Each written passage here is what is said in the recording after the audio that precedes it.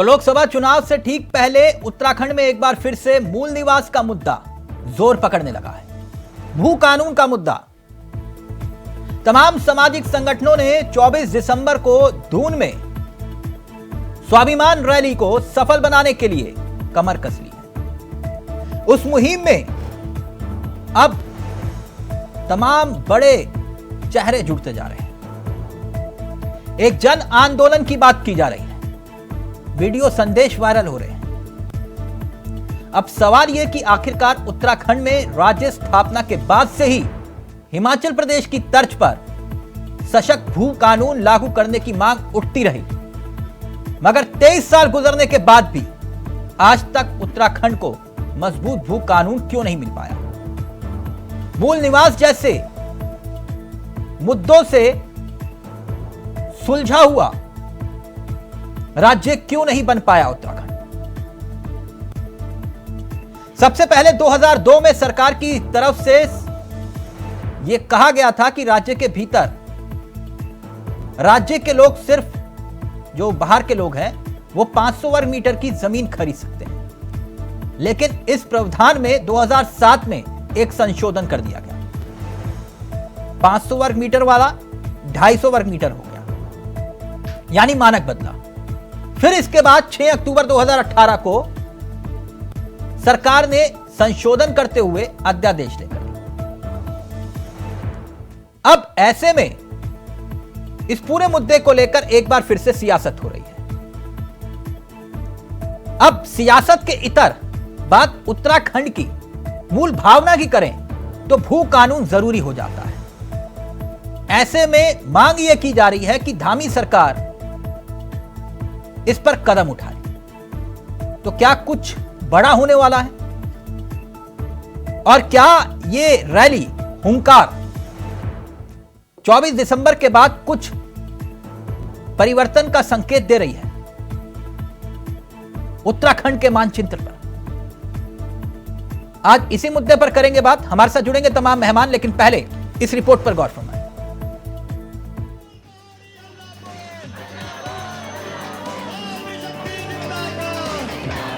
लोकसभा चुनाव से पहले उत्तराखंड में एक बार फिर मूल निवास का मुद्दा जोर पकड़ने लगा है। तमाम सामाजिक संगठनों ने 24 दिसंबर को दून में मूल निवास स्वाभिमान रैली को सफल बनाने के लिए कमर कस ली है। इस मुहिम में तमाम क्षेत्रों से जुड़े नामचीन लोग भी वीडियो संदेश वायरल कर रैली को सफल बनाने की अपील कर रहे हैं। उत्तराखंड के प्रसिद्ध लोक गायक नरेंद्र सिंह नेगी ने भी वीडियो संदेश जारी कर अपनी बात कही है। लोक गायक नरेंद्र सिंह नेगी के वीडियो संदेश को जनता वायरल करने के साथ साथ अपने सोशल मीडिया के स्टेटस में भी लगा रही है। लोक गायक नेगी के साथ कई दूसरे बड़े चेहरे भी सोशल मीडिया के जरिए मूल निवास स्वाभिमान रैली के समर्थन में प्रचार अभियान को रफ्तार दे रहे हैं। प्रदेश के इस अहम मुद्दे पर जन संगठनों की हुंकार से राज्य में राजनीतिक हलचल बढ़ गई है। राज्य के मूल निवास व्यवस्था समाप्त होने से हमारी पहचान का संकट पैदा हो गया है। आज बाहरी राज्यों के 40 लाख से अधिक लोग यहां आकर स्थायी निवासी बन चुके हैं, जिससे हमारे रोजगार, व्यवसाय तथा नई पीढ़ी का भविष्य प्रभावित हो रहा है। निवेदन है कि 24 दिसंबर को इस मूल निवास स्वाभिमान महारैली में अधिक से अधिक संख्या में आकर अपने हक हकूक व स्वाभिमान की लड़ाई को लक्ष्य तक पहुंचाएं। जन संगठनों की हुंकार के बीच सियासी दल भी मुद्दे की तपिश को महसूस कर रहे हैं। ऐसे में पूर्व कैबिनेट मंत्री और कांग्रेस के दिग्गज नेता हरक सिंह रावत भी सामने आए, ये कहते हुए कि उनकी सरकार में भू कानून और मूल निवास को लेकर जो बिल पेश हुआ था वो मजबूत बिल था। अगर वो बिल लागू होता तो आज राज्य में इस तरह की मांग न उठती। तो वहीं बीजेपी दावा कर रही है कि वो इस मूल निवास और भू कानून को लेकर बेहद गंभीर हैं। तो जो आज भू कानून को की मांग हो रही है, या एक अच्छे भू कानून की जरूरत महसूस हो रही है, वो शायद नहीं होती। लेकिन ये दुर्भाग्य है कि जिससे उत्तराखंड की तरक्की होनी है, जिससे उत्तराखंड के खेत और खलिहानों में बगीचे लगनी है, अच्छी सब्जियां होनी है, हरियाली आनी है, उत्तराखंड संपन्न होना है, वो काम हम सबसे बाद में कर रहे हैं और अब तक नहीं कर रहे। भू कानून को लेकर के और तमाम चीज़ों को लेकर के सरकार ने कमेटी गठित की थी और कमेटी ने अपनी जो जितनी भी उनकी चीज़ें निकल के आई हैं वो सब सरकार के समक्ष रखी। सरकार उसमें परीक्षण कर रही है। इसमें मुख्यमंत्री जी भी बता चुके हैं और मुख्यमंत्री जी ने साफ कहा है कि उत्तराखंड की जनता की भलाई के लिए, उत्तराखंड की जनता के भविष्य के लिए, उत्तराखंड के युवाओं के भविष्य के लिए जो बेहतर निर्णय होगा हम लेंगे। और हमारी सरकार जब भी उत्तराखंड की बेहतरी के लिए कोई निर्णय तो उसे उत्तराखंड राज्य में राज्य स्थापना के बाद से ही हिमाचल की तर्ज पर सशक्त भू कानून लागू करने की मांग उठने लगी थी, मगर 23 साल गुजरने के बावजूद भी आज तक भू कानून को लेकर राज्य सरकारों की गंभीरता सिर्फ बयानों में झलकती नजर आ रही है, धरातल पर नहीं। यही वजह है कि आज उत्तराखंड कंक्रीट के जंगलों में तब्दील हो चुका है। ऐसे में सवाल ये कि क्या धामी सरकार कोई बड़ा फैसला लेगी या फिर ये मांग सिर्फ मांग बनकर ही रह जाएगी। Bureau report, India voice.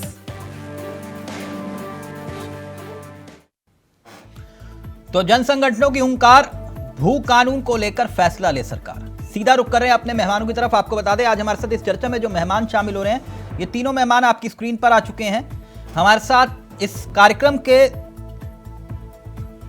रूप में अगर इस पूरे आंदोलन की पृष्ठभूमि को समझें तो प्रदीप कुकरेती जी के बिना यह बात अधूरी होती है।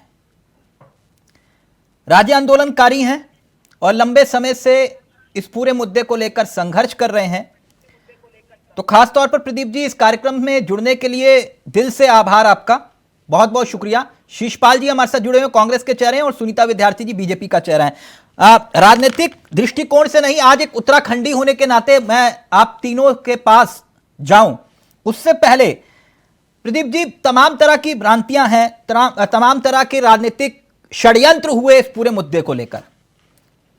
तो मैं सबसे पहले आपसे ही इस चर्चा की शुरुआत करता हूं। उत्तराखंड का बच्चा बच्चा इस वक्त आपको सुन रहा है। ये आंदोलन, ये मुहिम क्यों जरूरी है उत्तराखंड के लिए? पहले एक संदेश में आपके द्वारा, ताकि पूरी बात सामने आ जाए और फिर उसके बाद मैं राजनीतिक हस्तियों के पास जाऊंगा। प्रदीप जी। चावला जी, सर्वप्रथम मैं इस बात का आभार प्रकट करना चाहता हूं कि आप, हमारा काम तो अपने राज्य के परिप्रेक्ष्य के लिए, अपने हितों के लिए संघर्ष करना है, लेकिन जिस प्रकार से चौथे स्तंभ के होने के नाते आप जिस प्रकार से लगातार उत्तराखंड राज्य के हितों को लेके, जन सरोकारों को लेके, चाहे वो सरकार की तरफ से हो चाहे जनता की तरफ से हो, जो बात आप उठाते हैं उसके लिए तहे दिल से मैं आपका आभारी हूँ व्यक्तिगत रूप से, चाहे आप जिस जगह भी आप रहे हों।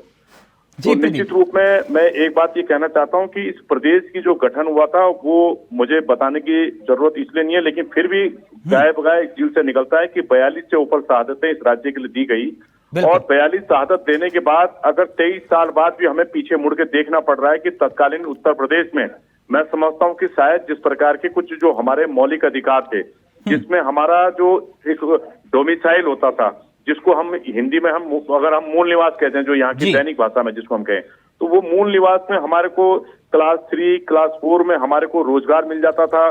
फौज में हमारा जो पहाड़ का बच्चा भर्ती होने जाता था उसको हाइट में एडवांटेज मिलती थी और ऐसे ही केंद्र सरकार की उसमें भी जाता था। और सबसे बड़ी बात यह है कि पहाड़ के लोगों को लखनऊ में ये कहा जाता था कि देवभूमि के लोग हैं, तो उसमें प्राथमिकता मिलती थी।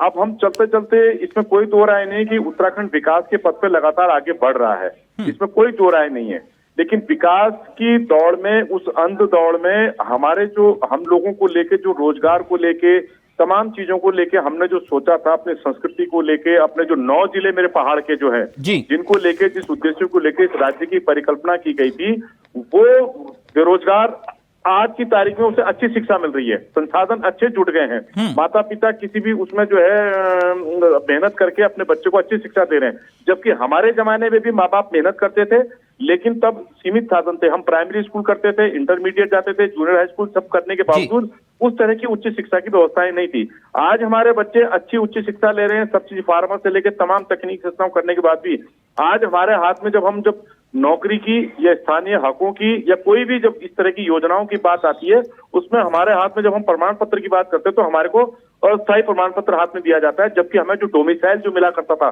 जो हमारे को ये दर्शाता था कि हम उत्तराखंड मूल के नागरिक हैं। और ये मुझे इस बात को कहने में कोई गुरेज नहीं है, चाहे भारतीय जनता पार्टी की सरकार रही हो, कांग्रेस की सरकार रही हो, हर ब्यूरोक्रेसी ने सरकारों के उसमें उत्तराखंड को प्रयोगशाला के तौर पे इस्तेमाल किया, चाहे इको सेंसिटिव जोन का हो, चाहे ग्रीनरी को लेके हो, पॉलिथिन को लेके हो, रोजगार की दृष्टि से हो, उद्योग की दृष्टि से हो। मैं आप जिस फाइल को भी आप उठाएंगे, पर्यावरण से लेके सब चीजें, मतलब सारा ठेका यूं कहूं कि उत्तराखंड ने ले लिया है। और मैं अगर दूसरे परिप्रेक्ष्य में कहूं कि उत्तराखंड जो है पूरे भारत का माथा है, और उत्तराखंड जब माथा है तो उस माथा पे कहीं दाग धब्बे कहीं लगेंगे तो ये पूरे लोगों को इस बारे में सोचना होगा। बिल्कुल तो मैं सही कहा। यही कहना चाहता हूं कि आज हमें उस अधिकारों को लेकर इसके लिए विवश होना पड़ रहा है पुनः दोबारा से। सर आप बिल्कुल सही कह रहे हैं। एक उत्तराखंडी होने के नाते सुनीता जी सोचना चाहिए, आज दो अभी दो, उत्तराखंड राज्य दो, जो पहला काम होना चाहिए था वो 23 साल बाद भी नहीं हुआ। इस स्थिति के लिए जिम्मेदारी किसी ना किसी को तो लेनी होगी ना, या फिर यह मान ले कि हम सभी जिम्मेदार हैं इसके लिए। हमें इसे राजनीतिक नजरिए से सोचकर कदम उठाने की जरूरत हो सकती है, लेकिन यह उत्तराखंड की मूल भावना है। यह बात तो गलत नहीं कह रहे प्रदीप जी, सुनीता जी। देखिए चावला जी, सर्वप्रथम तो मैं यहाँ पे, क्योंकि आज कुकृति भाई साहब हमारे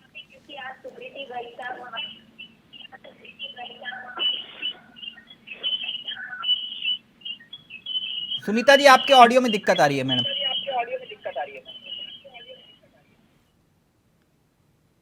सुनीता जी जी अपनी बात रखिए। ऑडिबल है जी जी। देखिए, मैं यहाँ पे हमारे राज्य को बनाने वाले जितने भी हमारे प्रदेश के सभी सम्मानित राज्य आंदोलनकारियों को, और जितने भी हमारे यहाँ पे हमारे मैं कहूँ कि उत्तराखंडी लोगों ने जिस प्रकार से अपनी शहादत देकर उत्तराखंड राज्य लिया है, और जो हमारे मूलभूत हमारे जो मुद्दे थे जिनको लेकर हमने एक लंबी लड़ाई लड़ी थी, उसको लेकर निश्चित रूप से प्रदेश गंभीर है, और जो हमारे गंभीर विषय है उनके लिए हमारी सरकार पॉजिटिव है। और एक सशक्त भू कानून की जिस प्रकार से यहाँ पे कुकृति भाई साहब भी बात रख रहे हैं, तमाम मुद्दे जो हैं उत्तराखंड के लिए उतनी ही ज्यादा जरूरी है जितने यहाँ पे अन्य चीजें जरूरी है। नहीं, ये क्यों नहीं हो पाया अब तक? नहीं हो पाया, हो नहीं पाया। अब आपका क्या स्टैंड है, ये विषय है। हो नहीं पाया तो सब जानते हैं। सरकार का स्टैंड जो है, हमने इस विषय में अपनी पूरी कमेटी के माध्यम से जो हमारी रूपरेखा थी वो यही थी कि एक सशक्त भू कानून जो है उत्तराखंड में हम लागू करेंगे, और उसी दिशा में हमारी जो रिपोर्ट है वो हमारे सबॉर्डिनेट द्वारा जो है जो हम तक पहुंच चुकी है। उसमें साफ और साफ देखिए माननीय मुख्यमंत्री जी ने स्पष्ट किया था कि हम प्रदेश में सशक्त भू कानून लागू करवाएंगे। ये बातें सुनीता जी देखिए प्रदीप जी यहाँ बैठे हैं, ठीक है, इन्होंने तो इस लड़ाई को बहुत करीब से देखा है, खुद लड़ रहे हैं, उस नेतृत्व कर रहे हैं उसका। मैं तो ये कह रहा हूं कि मुझे बताइए ना, किसने नहीं कहा कि हम भू कानून नहीं लेकर आएंगे? या नित्यानंद स्वामी जी ने नहीं कहा, या कोश्यारी जी ने नहीं कहा, तिवारी जी ने नहीं कहा, खंडूरी जी ने नहीं कहा, हरीश रावत ने नहीं कहा, विजय बावड़ा जी ने नहीं कहा, किसने नहीं कहा? या त्रिवेंद्र सिंह रावत जी ने नहीं कहा? लेकिन धरातल पर नतीजा क्या निकला, शीशपाल जी?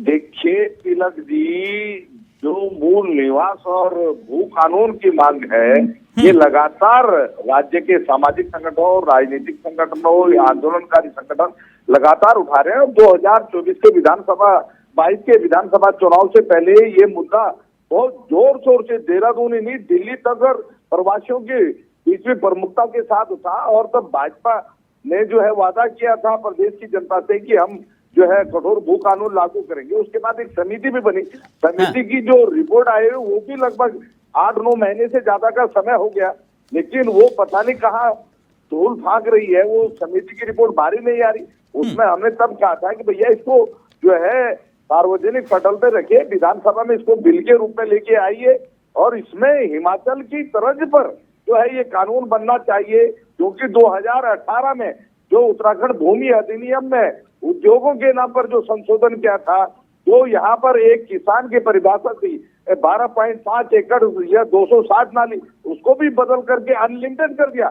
उद्योग के नाम पर कोई कितनी भी भूमि की बंदरबांटियां कर सकता है, और वही हो रहा है। उद्योग तो देखने को नहीं मिले। हाँ, हमारी जमीनें जरूर जो है लूट पीट ली गई है। जब तक 2018 का संशोधन निरस्त नहीं होगा, तब तक भू कानून के कोई मायने नहीं है, किसी भी संशोधन के कोई मायने नहीं है। आपको तो लगता है कि इस मुद्दे पर सिर्फ राजनीति हावी हो रही है? ये रास्ता तलाशने के लिए कोई तैयार नहीं है, सिर्फ ये कि भैया इनके सर पे टोपी डालो, उनके सर पर, बात आगे, बात खत्म। प्रदीप जी, देखिए जी, इसमें मैं केवल इतना कहना चाहता हूं कि थोड़ा सा इसमें जिस प्रकार से सरकार ने इनिशिएटिव लिया था और जो एक समिति की जो रिपोर्ट तैयार की गई थी, उस रिपोर्ट को अगर सार्वजनिक कर दिया जाता तो बहुत बेहतर होता। सुनीता जी, दिक्कत क्या है रिपोर्ट को सार्वजनिक करने में? आप लोग ने तो वादा किया था कि सशक्त भू कानून लेकर आएंगे। देखिए चावला जी, हमने हमेशा ही, जब भी हमने भू कानून में जो भी संशोधन हुए हैं, जब भी बैठकी हुई है, सारी चीजें जो है हमारी जो है, आप सोशल मीडिया में भी देखेंगे, सारी चीजें आपको हमारे पोर्टल पर मिलेंगी। लेकिन यहाँ पे जो विषय है, यहाँ पे जिस प्रकार से अभी कांग्रेस के प्रवक्ता ने भी बात रखी कि हिमाचल की तर्ज पर जो है यहाँ पे कानून लागू होना चाहिए। देखिए, हिमाचल प्रदेश 1971 में बना, 72 में जितनी सारी चीजें वहाँ पे इम्प्लीमेंट हुई, हम लोग वहाँ की जो फ्लेक्सिबिलिटी है, हमें वो सारी चीजें उत्तराखंड में नहीं चाहिए। हमें उत्तराखंड में अपनी जल बंधन जमीन को बचाने के लिए जो पर्याप्त हमारे पास प्रावधान है, उनके माध्यम से हमें आगे बढ़ना है। और वही रिपोर्ट में हमने सारे पॉइंट दिए। सुनीता जी, माफ करिएगा, जल जंगल जमीन तीनों लूट चुके हैं। जल जंगल जमीन तीनों ही लूट चुके हैं। नहीं, ना हमारे पास जल, ना जंगल, ना जमीन। देखिए, हम सभी को चिंता है, और मैं आपकी नहीं, मैं प्रदीप जी, मैं कठोर शब्द इस्तेमाल कर रहा हूँ, लेकिन गलत तो नहीं कह रहा ना? ना जल बचा, ना जंगल, ना जमीन। बिल्कुल, अभी इसी आपकी बात को मैं इसलिए आत्मसात कर रहा हूँ क्योंकि जो बचा हुआ है हम उसी को बचाने की बात कर रहे हैं। और फिर मैं दोबारा अपनी बात को कह रहा हूँ कि हम जो है ये हिमाचल प्रदेश की तर्ज पे, या जो हिमालयी तर्ज पे जो हम कह रहे हैं, जो 7 सिस्टर की तर्ज पे जो हम कह रहे हैं, तो हम ये कह रहे हैं कि ये, क्योंकि ये भारत का माथा है ये, बिल्कुल, और माथे को हमेशा स्पष्ट रखना चाहिए, दिखना चाहिए, और माथा का मतलब पूरे राष्ट्र को जो रिप्रेजेंट करता हो। और हम किसी कोई गलत चीजें नहीं मांग रहे हैं, हम कोई गलत चीजें नहीं मांग रहे हैं, हम तो सिर्फ अपने जो मूल अधिकारों को लेकर। आप ये बताइए, इस प्रदेश को बनाने के पीछे उद्देश्य क्या था? हम तो उत्तर प्रदेश में हमें कई चीजें मिल रही थी, लेकिन अभी तक हमारे कई चीजें ऐसी है कि हम हरिद्वार में सामने, हर की पैड़ी के सामने से हम एक अंजुली पानी नहीं ले सकते हैं, उसमें से परमिशन लेनी पड़ती है। हम आज तक 70% जो है तमाम इंडस्ट्री के अंदर हमारे लोगों को जो रोजगार मिलना चाहिए था, वो रोजगार नहीं मिल पा रहा है। हमारे जो समूह ग और जो ग में जो पद थे, वो हमारे यहाँ ही मिल ही नहीं पा रहे हैं ग में। तो लेकिन आप देखिए ना कि क्या फायदा हुआ उस चीज का। सुनीता जी, जल्दी से फिर मैं शिषपाल जी आपके पास। ये पता, इसकी जांच होनी चाहिए ना कि 2012 में बंद कैसे हो गया ये। उत्तराखंडियों को उसमें मौका मिल रहा है, सभी चीजें जो है उसमें हम लोग अपनी सरकार के माध्यम से अपने ही उत्तराखंडियों के लिए दे रहे हैं। लेकिन जो विषय है वो ये है कि देखिए, मैं मानती हूँ 371 जो अनुच्छेद 371 है, उसके माध्यम से हमारे जो सीमांत राज्यों की सांस्कृतिक विशिष्टता है और वहाँ की जो जनजातीय समाजों की प्रतिरक्षा है या संवर्धन है, उसकी व्यवस्था है, वो होना चाहिए। और उत्तराखंड में बसने की बात नहीं है, सबसे ज्यादा यहाँ पे इम्पोर्टेंट है कि कुछ समय से जो असामाजिक तत्वों का भी एक शिषपाल जी, चिंता का विषय है। इसका समाधान क्या दिखाई देता है? और दूसरी बात ये लाइव में कमेंट आया है, कहा कि शिषपाल जी बड़ी बड़ी बातें करें लेकिन अपनी सरकार के वक्त का कार्यकाल भूल गए। जब इतने ज्यादा उत्तराखंडियत की बात करते थे तो फिर भू कानून को लेकर कदम क्यों नहीं उठाया? वो सवाल है। आप जो कह रहे हैं कि कमेंट आया है, मैं ये कहना चाहूंगा कि अगर उनको याद होगा, राज्य गठन के बाद सबसे पहले यहाँ पर भू कानून कौन लेके आया? 500 वर्ग मीटर तक भूमि की खरीद किसने प्रतिबंधित की? हाँ, 2007 में उसमें संशोधन हुआ, वो 250 वर्ग मीटर पे आ गया, उससे भी बहुत बड़ा फर्क नहीं पड़ा। लेकिन 2018 में राज्य की जमीनों की खुली लूट की छूट किसने दी? हाँ। और उत्तरांचल से उत्तराखंड नाम किसने किया? अरे कांग्रेस पार्टी ने हमेशा राज्य आंदोलन की भावना का सम्मान किया है, और हम तो इनसे कह रहे भाई आपको बिल लाने में दिक्कत क्या है? आप जो है लगातार हीला हवाले क्यों कर रहे हैं? आपने चुनाव में जाने से पहले वादा किया था और उस वादा पे प्रदेश की जनता ने भरोसा भी किया, आंदोलनकारियों ने भरोसा किया, लेकिन आप उस भरोसे को तोड़ क्यों रहे हैं? आप लगातार उद्योगों के नाम पर यहाँ पर जमीनों की बंदरबांट कर रहे हैं। हम कह रहे हैं कि भाई हिमाचल की तरफ से वाले लोगों की जो भागीदारी है वो निश्चित होनी चाहिए, लेकिन भारतीय जनता पार्टी की कथनी करने में भारी अंतर है। इनका चाल चरित्र चेहरा यही है कि ये जो बात कहते हैं वो करते कभी नहीं है। ये लगातार जो है उत्तराखंड की जनभावना की पीठ पर जो है खंजर घोट करके सत्ता की सीढ़ी चढ़े, और आप भी वही काम कर रहे हैं। राज्य आंदोलनकारियों के 10% लगातार उसको लटकाने का काम कर रहे हैं, राजधानी के मसले को लटकाने का काम कर रहे हैं। आज भी इनको पीड़ा है इस राज्य का नाम उत्तराखंड क्यों है? ये तो उत्तरांचल की समस्या है, तो ये उत्तराखंड की जनभावना के साथ है ही नहीं, इनका कोई सरोकार उत्तराखंडियन से है ही नहीं। तो ये तो लगातार जो है आज भी सरकार की बात कर रहे हैं, जिसको और हमने हमेशा किया है राज्य आंदोलनकारियों के लिए आरक्षण की बात हो, चाहे अधिकारों की बात हो, क्योंकि हमारे परिवार में राज्य आंदोलनकारी हैं, हम अपना परिवार मानते हैं। उन लोगों ने शहादत दी है।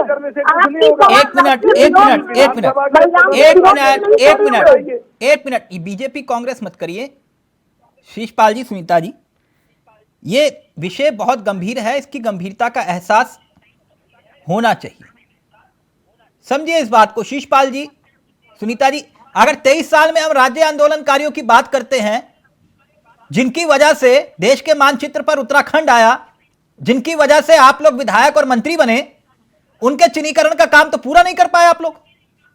तो कौन लटका रहा है तिलक जी? इनसे नहीं, मैं आपसे ना इसके लिए फिर आप ये मत बोलिए कि 10 साल हमें भी मौका मिला, भाजपा की सरकार मिला ना, और 10 साल वहां भी आप ये राजनीतिक टोपी अगर करते रहोगे ट्रांसफर तो भी समाधान नहीं निकलेगा। प्रमाण पत्र कांग्रेस की सरकार में बनता था, इनकी सरकार में वो बनना था, हम लोग भी करेंगे।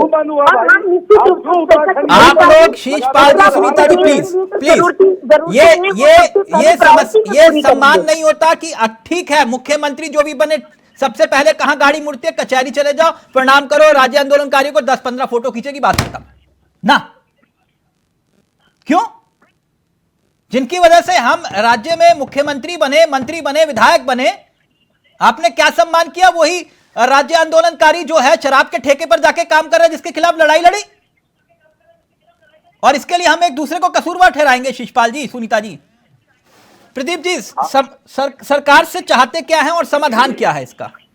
देखिए, सरकार इस समय, मैं इसलिए उम्मीद कर रहा हूं कि माननीय मुख्यमंत्री जिस प्रकार से युवा है, ऊर्जावान है, और उनका जिस प्रकार से कम्युनिकेशन माननीय प्रधानमंत्री के साथ और केंद्रीय सरकार के साथ जो बना हुआ है जी, और विशेषकर फिर उत्तर प्रदेश में जिस प्रकार से मुख्यमंत्री हैं और पूरी यहाँ से लेकर केंद्र तक सरकार है भारतीय जनता पार्टी की, वो जो हमारे राज्यों से संबंधित है, जो राज्य से संबंधित अधिकार है वो हमें दे दिए जाए। जो उत्तर प्रदेश और केंद्र सरकार के बीच में वो उन पर जो है परिसंपत्तियों पे बात करी जाए, और जहां तक रही आजाद आंदोलनकारियों और मूल निवास रहने की बात जो है, ये हम प्राथमिकता से राज्य हितों से लेकर राज्य आंदोलनकारियों की मांगों को लेकर, आपने बिल्कुल सही बिंदु छुआ कि अभी तक 23 साल में भी हम अपना चिन्हीकरण नहीं कर पाए। दूसरी बात, हम 10% क्षैतिज आरक्षण जो हमें पुनर्बहाली के लिए हम जिसके लिए लगे हुए थे, वो अभी तक जो है दोबारा उसका सत्र, अभी तक 1 महीना बीतने को है, उसका सत्र आउट नहीं हो पाया। मूल निवास के लिए या डोमिसाइल जिसको हम कहते हैं, वो अस्थायी और स्थायी 2012 से बाद ये बंद क्यों हुआ?